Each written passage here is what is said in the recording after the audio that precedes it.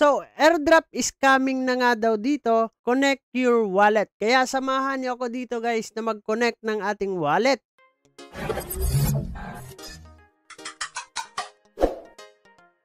Hey, what's up mga pre, and welcome back dito sa ating YouTube channel. And for today's video nga mga pre ay pag-uusapan natin itong Drop 3. Meron kasi silang panibagong update dito sa kanilang Twitter guys. Naglabas po sila ng Drop Token Tokenomics. So dito po natin makikita yung kanilang allocation of tokens. Kasama nga dito ang liquidity, airdrop, marketing, team and advisors, pre-sale, NFT holders guys. And then, meron po sila ditong total supply na 10 billion tokens. And then guys, nagkaroon na nga sila dito ng Connect Wallet dito sa kanilang application.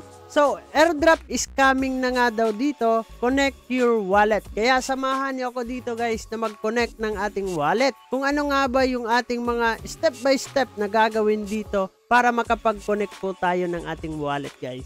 So dito tayo sa kanilang application sa ating mobile phone. So dito guys, click lang po natin itong airdrop is coming. Connect daw natin yung ating wallet dito. So click natin itong go. So sa pag-click natin ito ng go guys, kailangan po natin dito is connect your Solana wallet. So save nga daw dito ng ating allocation.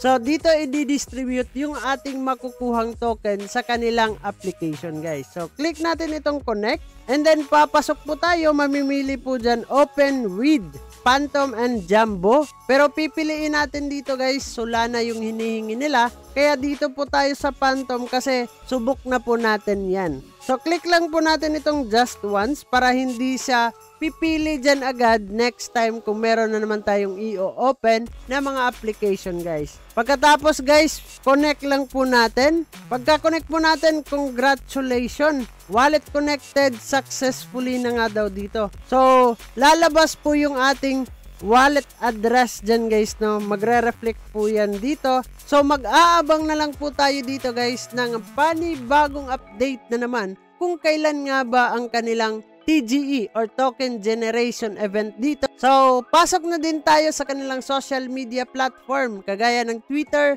Discord, Telegram guys para magkaroon din tayo ng update patungkol dito sa nagaganap na airdrop sa Drop 3 guys. So, yun lang naman yung ating update sa ngayon patungkol dito sa Drop 3. Bago natin tatapusin ang video na to, kung bago ka lang dito sa ating YouTube channel, ay huwag kalimutang mag-click subscribe and click the notification bell para ma-update at ma-aware ka sa mga panibago nating i-upload na video.